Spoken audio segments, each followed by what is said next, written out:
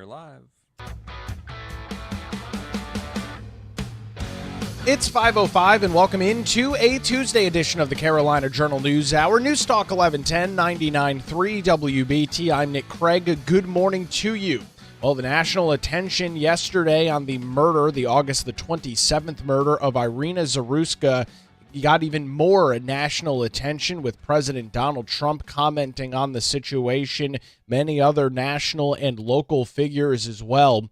We start off this morning with a new letter from the office of Mayor Vi Lyles, the mayor of the city of Charlotte. It reads as follows: to the Charlotte-Mecklenburg community. As I reflect on the tragic murder of Irina Zaruska, my heart continues to go out to her family and our community as we try and make sense of this horrific and senseless loss. Over the past several weeks, as our community has worked to understand this, what we know is that this was a tragic failure by the courts and magistrates. Our police officers arrest people only to have them quickly released, which undermines our ability to protect our community and ensure safety. We need a bipartisan solution to address repeat offenders who do not face consequences for their actions and those who cannot get treatment for their mental illness and are not allowed to be on the streets. We have partnered before on legislation like North Carolina's Pretrial Integrity Act, and we stand ready to partner again at the local, state, and federal level. The letter from Vi Lyles continues by saying, I want to assure the community that we are taking action and we will continue to take action, noting last week CAT's leadership presented the Charlotte City Council and the Metropolitan Transit Commission about the ongoing work to address public safety and security on our public transit system. Over the past 2 years, we have doubled the number of CAT security personnel, tripled the safety and security budget from $5.8 million to nearly $18 million, and are shifting from a corporate security model towards a stronger transit policing model. Effective immediately, reads the letter, CAT security personnel will be redeployed for a stronger presence on the Blue Line platforms to increase fare enforcement, that being ticket enforcement for folks riding the light rail system. The letter goes on to say the Charlotte-Mecklenburg Police Department will also be increasing patrols at key areas across the transit system. These changes will allow CATS to fully execute the transit system policy plan, including the Blue Line. Over the next 2 to 3 weeks, CATS will be rolling out new safety operations, including bike units and urban terrain vehicles. CATS is actively recruiting and will be adding nearly 30 additional security personnel over the next few months. CATS will also be bringing an agreement for City Council to approve at Council's next business meeting on September the 22nd, which will expand the authority of CATS to provide security around the transit system. Residents across our community and visitors to our region depend on public transit. We owe it to them to make our public transit system and city safe and secure. Signed there by the Charlotte Mayor and Vi Lyles. This is a very different letter than was released by the mayor of Charlotte back just a couple of weeks ago, where she spent very little time talking about the actual issue at hand and spent multiple paragraphs talking about the mental health of the alleged killer in this horrific assault back on August the 22nd. That lead letter released yesterday, published on X from the office of Mayor Vi Lyles. In some other reaction, finally getting some commentary in from North Carolina Democrat Governor Josh Stein, who wrote around 10 o'clock yesterday morning on his X account, quote, I am heartbroken for the family of Irina Zaruska, who lost their loved ones to this senseless act of violence, and I am appalled by the footage of her murder. He continued by saying, we need more cops on the beat to keep people safe. That's why my budget calls for more funding to hire more well-trained police officers. I call upon the legislature to pass my law enforcement recruitment and retention package to address vacancies in our state and local agencies so they can stop horrific crimes and hold violent criminal accountables. The governor getting what is called ratioed on Twitter with his commentary yesterday, as the individual who has been alleged in this murder was arrested and has a criminal rap sheet that includes 14 convictions in and around the Charlotte-Mecklenburg County area. Many folks calling out the governor's comments, noting that, well, the police did in fact do their job, and it solely was the fact of the judicial system allowing this individual to consistently get out of jail and some of the other issues surrounding this case. That was the reaction from Governor Josh Stein. President Donald Trump on Sunday indicated that he would learn more information about this situation, telling reporters at Joint Base Andrews Sunday night that he would comment on this situation tomorrow.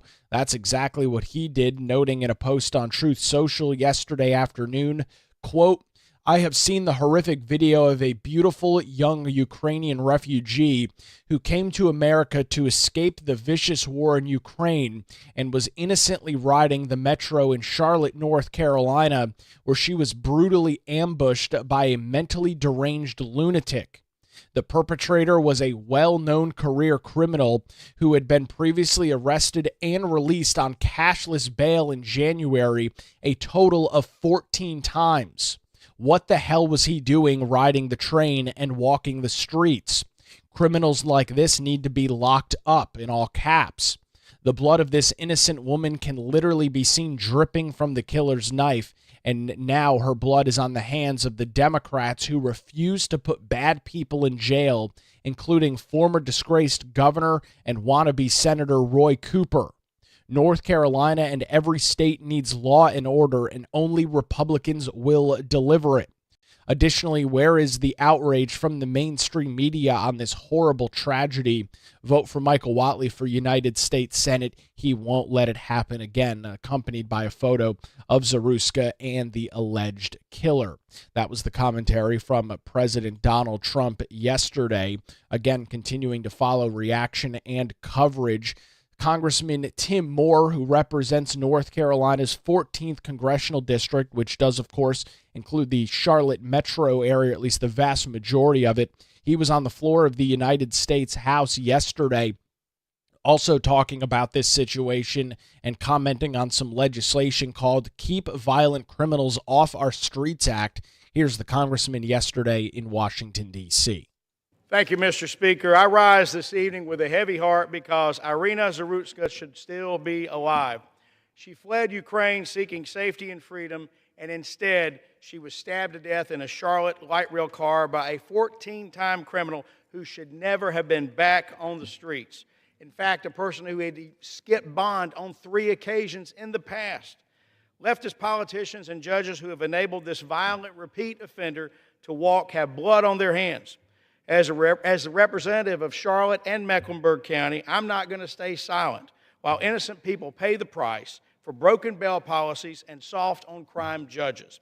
That's why I'm proud to co-lead co-chairwoman Stefanik's Keeping Violent Offenders Off Our Streets Act, which will make it harder for violent criminals to slip through the cracks and walk free without proper review. In fact, it may even hold federal funds away from local governments that refuse to follow the law and allow these soft-on-crime policies.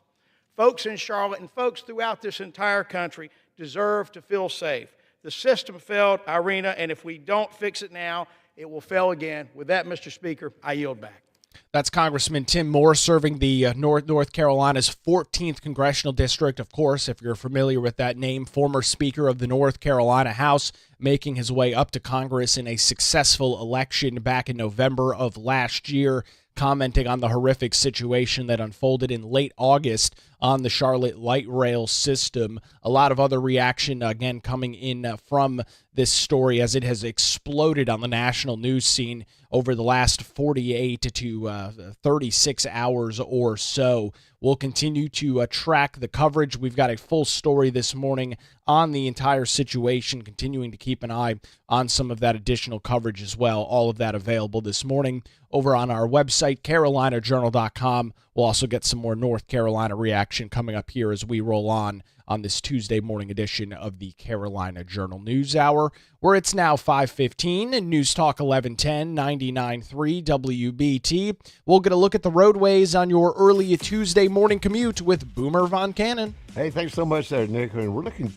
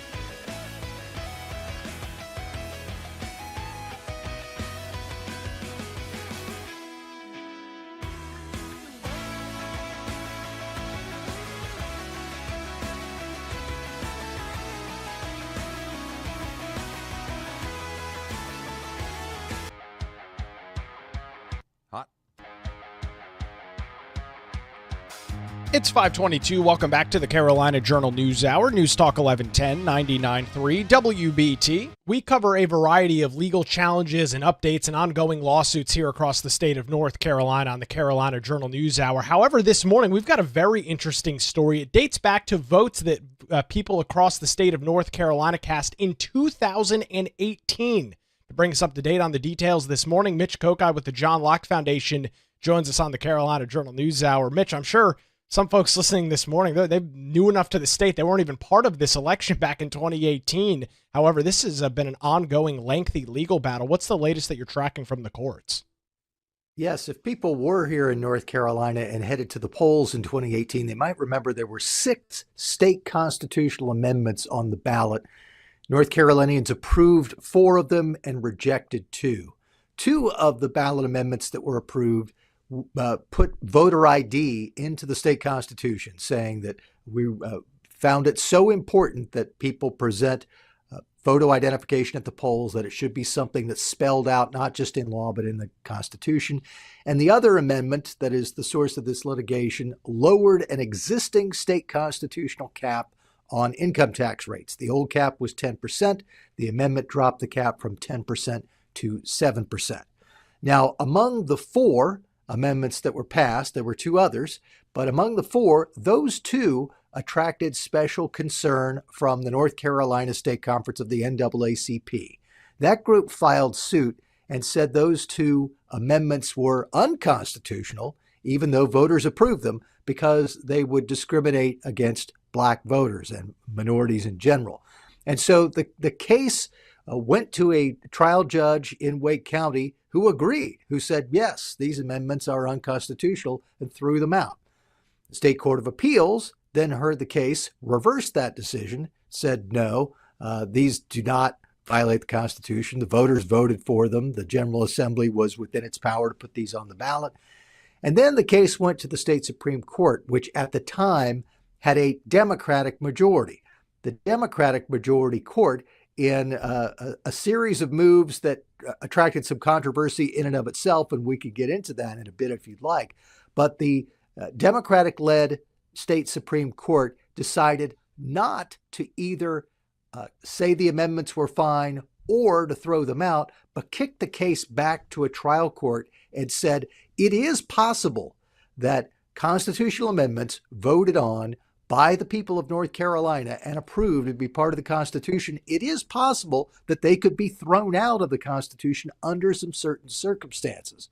And so the case went back to a trial court to decide whether those circumstances were met and whether those constitutional amendments could be thrown out. That decision came down in 2022, and it took now several years for the case to wind its way back through the trial court. About 10 months ago, the 3-judge panel that was overseeing this case, 1 Democratic judge, 2 Republicans, so bipartisan, this panel heard arguments about throwing out the lawsuit, and roughly 10 months later came out with a decision saying, yes, the lawsuit should end, the amendment should stand. The plaintiffs did not prove that these amendments would be discriminatory in an unconstitutional way against Black voters and Black residents of North Carolina. So barring further appeal, this case is over, and the 2018 constitutional amendments for voter ID and for lowering the tax cap will stand and will remain part of the North Carolina Constitution. Mitch, this might sound like a stupid question, but I'm sure some folks are scratching their head and saying, well, I just went and voted last November and I had to show either a state-issued driver's license or some other form of legal ID. How was that in place while this case was still playing out in the judicial system? It's not a stupid question at all, because there were several different tracks in which voter ID challenges were taking. There was this case, which dealt with the voter ID constitutional amendment. And there were 2 other lawsuits in both state and federal court dealing with the voter ID law that was put in place to comply with the amendment. We didn't need to have an amendment to have the voter ID law, but once we had the amendment, as long as the amendment stands, then we had to have a law to implement the amendment. So through various stages of litigation involving both the federal courts and the state courts, the voter ID law itself was blocked. And then eventually, the state Supreme Court that succeeded the Democratic-led state Supreme Court, the Republican-led state Supreme Court that took over after the 2022 election, said that the voter ID law itself was fine. And once that ruling came down, then voter ID took effect, first for the 2023 municipal elections, and then eventually for all of the elections in 2024. So there were various lawsuits. This one didn't in and of itself resolve anything about the voter ID law, but what it did say, once this ID amendment remains in effect, is that North Carolina now, if for some reason the voter ID law was thrown out, we'd have to come up with another one because the Constitution says we have to have one. It also has an impact in that the tax cap amendment didn't actually have any impact on tax rates because the tax rates were already below the new cap. But what it does say is if a future General Assembly wants to come back and raise the income tax in the future, there is a limit, and it's a lower limit, much lower limit than the old limit. Let me ask you specifically about voter ID. Of course, the General Assembly has all of those seats are up every 2 years. We've seen in the past, just in the last 10 or 15 years, how the power can shift pretty dramatically in Raleigh. Mitch, let's just play this out a couple of years down the road. Republicans are unsuccessful in holding their majorities. Democrats sweep back into power. Does that mean that they would no longer be able to change the voter ID law in North Carolina because now it is enshrined in the state constitution?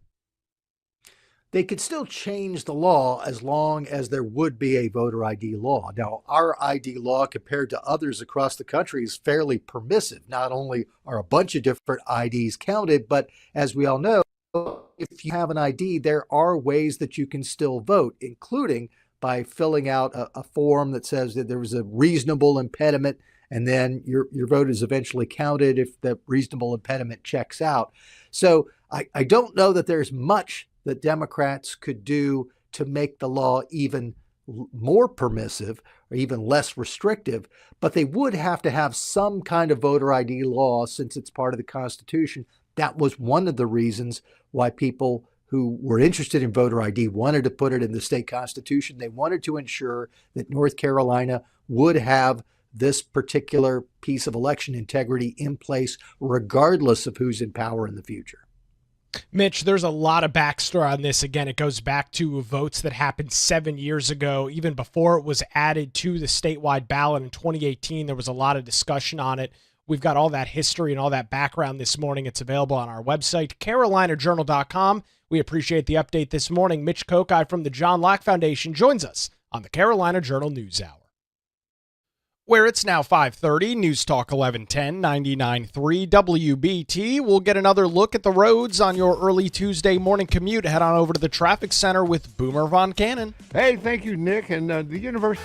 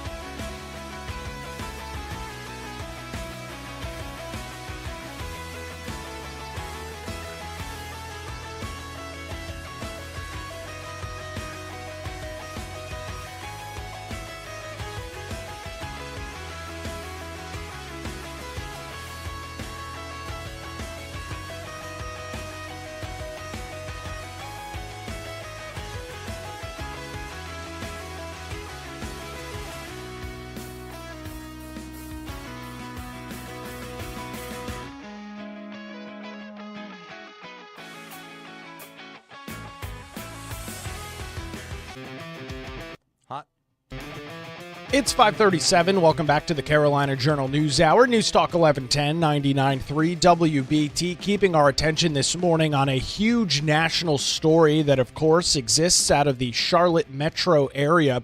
Back on August the 22nd, a Ukrainian refugee was murdered on a Charlotte light rail. Her name, Irina Zaruska. She was allegedly murdered by DeCarlos Brown Jr., a 34-year-old that has a lengthy criminal rap sheet as the national attention does continue to ratchet up, getting some additional commentary coming in from individuals across the state and the nation. The mayor of Charlotte, Vi Lyles, released a lengthy statement from the office of the mayor yesterday, reading in part, quote, "Over the past several weeks, as our community has worked to understand this, what we know is that this was a tragic failure by the courts and magistrates.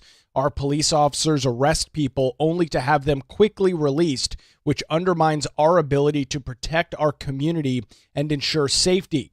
We need a bipartisan solution to address repeat offenders who do not face consequences for their actions, and those who cannot get treatment for their mental illness and are allowed to be on the streets.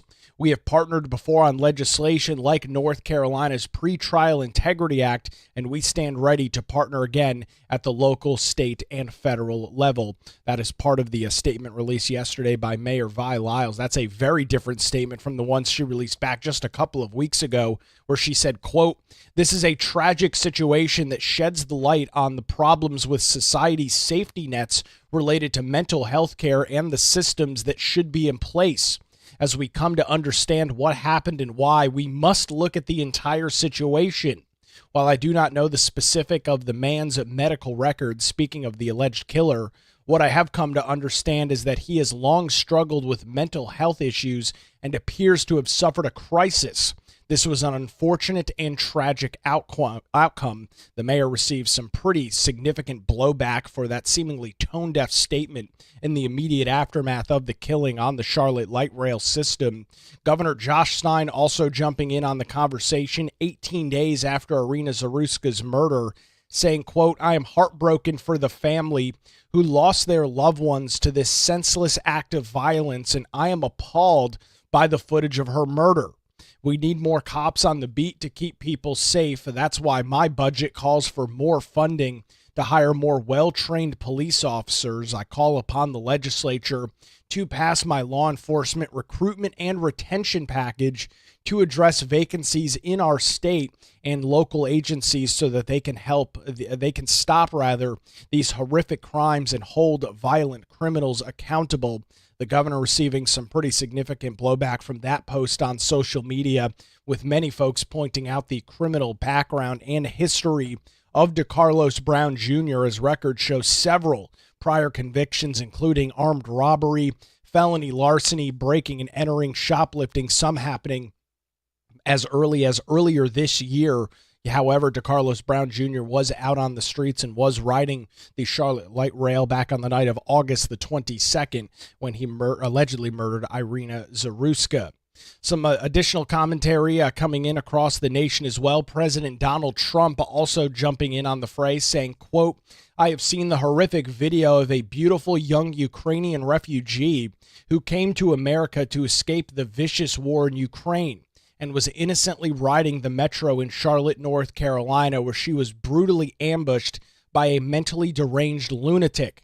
The perpetrator was a well-known career criminal who had been previously arrested and released on cashless bail in January a total of 14 times. What the hell was he doing riding the train and walking the streets? Criminals like this need to be locked up. The blood of this innocent woman can literally be seen dripping from the killer's knife, and now her blood is on the hands of Democrats who refuse to put bad people in jail, including former disgraced governor and wannabe Senator Roy Cooper of North Carolina." Ending some of the commentary there from President Donald Trump. WBT's news director Mark Garrison rode the light rail system on Sunday. He filed this report yesterday talking about some of the security that is continuing to lack even after in the wake of this horrific murder back on August the 22nd. They need more security on here. And as I rode light rail for several hours Sunday afternoon, there was a little more security than normal. Train approaching. I got onto the train in Noda and immediately saw two women in yellow security vests on board. They were ticket checkers, and they checked mine. Can I just have your ticket out, please? Sure. Thank you so much. Sure. Then, at the next stop, This stop is 7th Street Station. the young ticket checker stood in the doorway asking everyone entering for a ticket. Good afternoon, sir. Can I just have your ticket out, please? One homeless guy with a lot of stuff walked up, but when he saw the woman at the door, he turned away. But I noticed the ticket checkers weren't on here very long. Doors are closing. Train is about to move. Both of the ticket checkers got off. But now the train is off and running with no security on it. The next stop will be 3rd Street. And it stayed that way, clear to the end of the line in Pineville. No security, no ticket checks, which opened the door for a homeless guy named Reginald to ask me for money. Do you have $2? I think I do, if you'll talk to me. Reginald was drinking, had a beer in a brown paper bag. That's a violation of train policy. And he had no ticket. Has anybody checked your ticket today? Not today, but yesterday. And you had one? Well, no, not really. Did they put you off the train? Yeah. But on Sunday, finding a train with no security was no problem. With so many homeless guys like Reginald on light rail, a lot of regulars like Carlos, a passenger I met, told me they always ride with a little bit of fear. So anytime somebody sits next to me on the links, I just literally get up and sit another seat away from them just because I don't know what their intentions are, if they're drugged up, drunk, or something. Train approaching. Once we arrived at the Pineville station, two security guards boarded. One was armed, the other was not. The armed officer stood in the doorway at several stops asking for tickets. You have your ticket ready for the train. Once we were rolling, he found a guy on board who said, "I got no ticket." I'm gonna let you ride to the next stop. You can get off there, okay? So at the next stop, the ticketless guy got off. Doors are closing. Train is about to move. Then a few stops later, so did the two security guards. So, as Katz has said, security is hit and miss. You'll see it sometimes, but certainly not all the time. Which is what homeless guys such as Reginald are counting on, as he rides light rail for free. So why are you riding the train without a ticket? They go donate some plasma to get some money. And as we approached his stop, Reginald addressed the other riders with a smile. Radio station guys gonna let me hold $10 so I can get something to eat. That's Mark Garrison, WBT News Director, in his experience riding the Charlotte Light Rail on Sunday. We've got additional and continued coverage over on our website this morning at carolinajournal.com. It's now 5:54. You're listening to the Carolina Journal News Hour, News Talk 1110, 99.3 WBT. We'll get another look at the roadways on your Tuesday morning commute with Boomer Von Cannon. Hey, thanks, Nick. Well,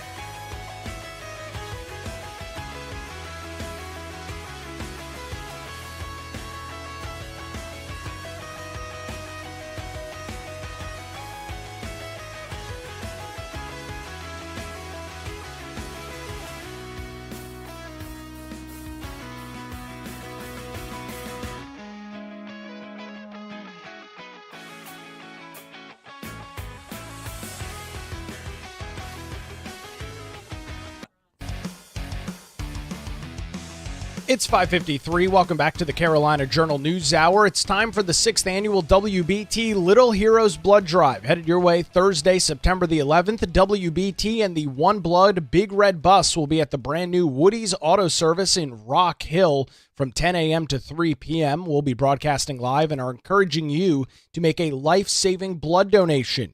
It's the 6th annual WBT Little Heroes Blood Drive headed your way Thursday, September the 11th. At Woody's Auto Service in Rock Hill. Visit WBT.com for location details and to register your appointment. Again, those details at WBT.com. It's now 5:53. Welcome back to the Carolina Journal News Hour as we continue to watch reaction unfolding and coming across the United States into the Charlotte metro area after the August the 22nd murder of 23-year-old Irina Zaruska. Some additional commentary coming in from the Transportation Secretary and Sean Duffy. He was on with Sean Hannity's Fox News last night and had this to say about the horrific situation that unfolded on the Charlotte light rail. You know, the president said these are evil people, and he's right, but it's also evil politicians, like the mayor, the city council, the DA, the governor in North Carolina, evil people with evil policies that are actually destroying communities. So the problem, Sean, is a lot of people, like the rich liberal, they can't ride Uber, they don't have a driver, they don't have a vehicle, they actually have to ride public transportation. And public transportation has become an epidemic of violence and homelessness across the country. And so we don't have a ton of equities at DOT, but we do have money. Your federal tax dollars go to fund a lot of these transit systems across the country. And we have to look at them and say, well, maybe it's appropriate that we start pulling some of that money back, because I don't think the American taxpayer wants to pay for the homelessness and criminal element that harm little 23-year-old girls like this who are going home from work from ordering a pizza, that they're going to get stabbed in the neck, and liberals want to hide that story so you and I don't talk about it, so the American people don't know that their failed policies don't work for the American people? That's Transportation Secretary Sean Duffy on the Fox News channel last night, getting some reaction in from North Carolina as well. House Speaker Destin Hall commenting on X yesterday, saying, here's a crazy idea. Stop coddling violent criminals and actually enforce the damn law. Irina's murderer had been arrested 14 times. Social justice warriors in the judicial system let him back out onto the streets. Time to clean up the courts. And we'll wait and see as the North Carolina General Assembly is expected to be back in Raleigh coming up here at the end of this month. We'll see if there is any legislation that it does come forward after this horrific situation that unfolded in Charlotte, as it continues to get an unbelievable amount of national attention. In Politico yesterday as well, some additional commentary coming in. A spokesperson for the Roy Cooper campaign had this to say, quote, Roy Cooper knows North Carolinians need to be safe in their communities. He spent his career prosecuting violent criminals and drug dealers, increasing the penalty for violence against law enforcement, and keeping thousands of criminals off the streets and behind bars. That's the quote there from Kate Smart, who is working with the Roy Cooper campaign. No comment, at least as of this morning, from the former governor turned Senate candidate himself, as we continue to watch the reaction unfold across the United States. Again, some of the big story, of course, the big story that we continue to track this morning, continued national coverage all across the political spectrum on the August the 22nd murder of Irina Zaruska. She was allegedly murdered by DeCarlos Brown Jr., a 34-year-old with a lengthy criminal track record on a Charlotte light rail system. We've got some additional coverage and some of that updated reaction over on our website this morning, carolinajournal.com. That headline story, Charlotte light rail murder gets national attention. Well, that's going to do it for a Tuesday edition of the Carolina Journal News Hour. Continued coverage as we continue here on WBT. WBT News is next, followed by Good Morning BT. We're back with you tomorrow morning, 5 to 6, right here, News Talk 1110 and 99.3 WBT.